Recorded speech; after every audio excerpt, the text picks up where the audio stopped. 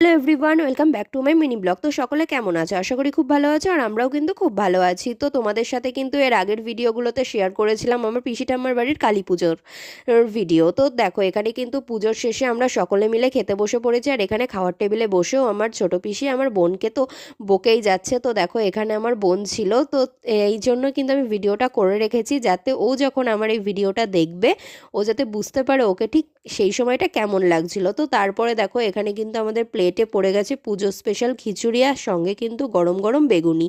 আর এই বেগুনি যে আমরা কে কতগুলো করে খেয়েছি তার কিন্তু কোনো হিসেব ছিল না। তো প্রত্যেকটা রান্নাই কিন্তু প্রচণ্ড ভালো হয়েছিল। আর দেখো, এখানে কিন্তু আমি খিচুড়িটা খেয়ে নিলাম, আর তারপরেই কিন্তু প্লেটে পড়ে গেছে ফ্রাইড রাইস আর আলুর দম।